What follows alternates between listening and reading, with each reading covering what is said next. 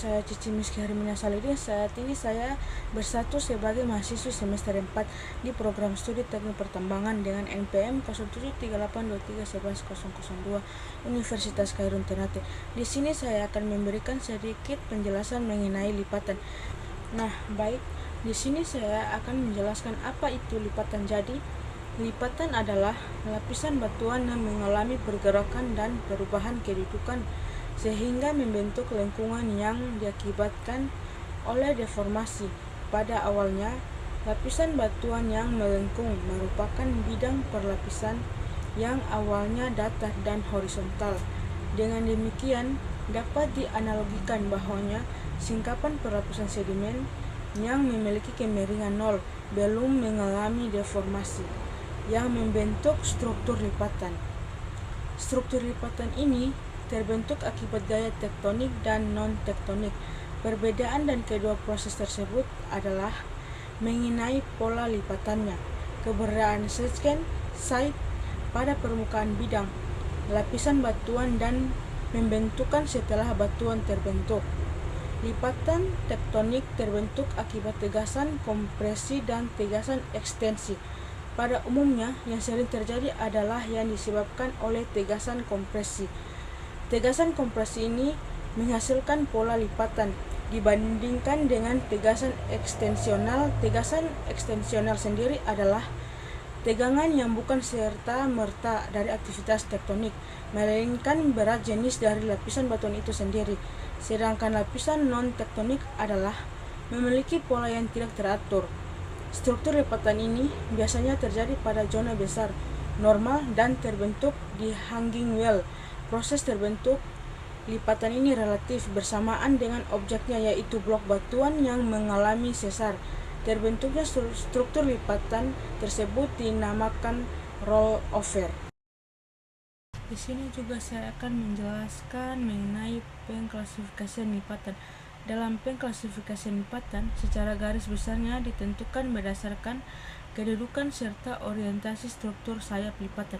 Terdapat ada dua jenis lipatan berdasarkan unsur geometri, yaitu anticline dan syncline. Klasifikasi ini bertujuan mempermudahkan dalam mempelajari suatu lipatan. Klasifikasi tersebut berdasarkan geometri, morfologi, serta genetiknya. Ada juga beberapa bagian-bagian lipatan. Yang pertama itu ada anticline atau punggung lipatan adalah unsur geometri lipatan yang mempunyai permukaan cembung atau konveks dengan arah cembungan ke atas. Bagian ini memiliki dua buah lim dengan arah kemiringan berlainan dan saling menjauh satu dengan yang lain. Pada bagian tengah anticline terdapat core atau inti anticline. Yang kedua itu ada syncline atau lembah lipatan adalah unsur geometri lipatan yang mempunyai permukaan cekung atau konkav dengan arah cekungan ke atas. Bagian ini memiliki dua buah lim dengan arah kemiringan yang saling mendekat. Pada bagian tengah anticline terdapat core atau syncline. Yang ketiga itu ada limb atau sayap adalah bidang miring yang membangun struktur syncline atau anticline. Limb dapat diartikan juga sebagai bagian dari lipatan yang memiliki posisi menurun mulai dari lengkungan maksimal sebuah anticline hingga lengkungan maksimal suatu syncline. Limb memiliki bentuk yang panjang dari axial plane pada suatu lipatan ke axial plane pada lipatan lainnya. Terdapat dua jenis limb, yaitu back limb atau sayap yang landai dan fore limb atau sayap yang curam pada lipatan simetris. Yang keempat itu ada axial plane adalah suatu bidang yang memotong puncak suatu lipatan. Yang kelima itu ada axial surface adalah hang surface adalah bidang imajiner yang terdapat semua aksial lain dari suatu lipatan. Yang keenam itu ada crest adalah hang line adalah garis yang menghubungkan antara titik-titik tertinggi dari sebuah lipatan pada suatu bidang yang sama. Garis ini terletak pada bagian tertinggi dari sebuah lipatan crest, terbentuk pada crestal plane yang suatu bidang pada lipatan. Yang ketujuh itu ada trough adalah suatu garis yang menghubungkan titik-titik paling rendah dari bidang sama.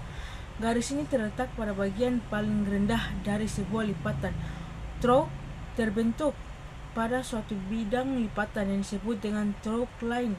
Yang ke-8 itu ada plug adalah sudut yang terbentuk karena adanya pertemuan poros dengan garis horizontal pada suatu bidang vertikal. Yang kesembilan itu ada inflection point, adalah titik yang mana terjadi perubahan pada sebuah lingkungan yang masih termasuk bagian dari lim. Yang ke-10 itu adalah ada wavelength atau half, adalah jarak antara dua buah inflection point. Yang ke-11 itu ada core, adalah bagian lipatan yang berada di sekitar sumbu lipatan. Yang ke-12 itu ada depression, adalah daerah paling rendah dari puncak berdasarkan kedudukan bidang sumbunya. Lipatan terdiri atas 6, yaitu ada lipatan simetri, adalah lipatan dengan kedudukan sumbu, lipatan yang tegak. Yang kedua itu ada lipatan asimetri, adalah lipatan di mana kedudukan sumbu lipatannya miring. Yang ketiga itu adalah lipatan menggantung, adalah lipatan di mana sumbu lipatannya membentuk sudut terhadap bidang horizontal dan kedua sayap lipatannya miring ke arah yang sama. Yang keempat itu ada lipatan rebah, adalah lipatan di mana bidang sumbunya horizontal. Yang kelima itu ada Chervon false, adalah lipatan menyudut atau sendinya tajam dan menyudut. Dalam hal ini, sayap lipatannya merupakan bidang planar. Yang keenam itu adalah isoclinal false, adalah lipatan di mana kedudukan bidang sumbunya sejajar atau relatif sejajar dan kedua sayapnya sejajar atau hampir sejajar. Ada juga macam-macam lipatan berdasarkan pada bentuknya. Yang pertama itu ada lipatan paralel, adalah suatu lipatan di mana jarak ketebalan tiap lapisan tetap sama dan mempunyai jarak lapisan sejajar dengan sumbu utama. Yang kedua itu ada lipatan similar, adalah lipatan yang jarak lapisannya sejajar dengan sumbu utama. Ukuran anticline dan syncline juga tidak banyak berubah. Yang ketiga itu adalah lipatan disharmonic, lipatan yang tidak teratur karena lapisannya tersusun dari bahan-bahan yang berbeda. Yang keempat itu adalah lipatan ptigmatic, adalah lipatan yang terbalik terhadap sumbunya. Yang kelima itu ada lipatan Chervon, adalah lipatan bersudut yang sendinya tajam dengan sayap. Lipatan berupa bidang planar. Yang keenam itu adalah lipatan isoclinal fault, adalah lipatan yang bidang sumbu atau sayapnya sejajar disebabkan oleh adanya tekanan secara terus-menerus. Yang ketujuh itu ada lipatan Green's Bench, adalah lipatan yang bersudut tajam dan dibatasi oleh permukaan planar. Yang kedelapan itu adalah lipatan seretan, adalah lipatan yang terbentuk karena adanya seretan suatu sesar. Yang kesembilan itu lipatan kelopak, adalah lipatan yang bagian di dalamnya mempunyai daya tekanan sehingga sayap tengahnya tidak menjadi tipis. Sekian penjelasan dari saya tentang materi lipatan.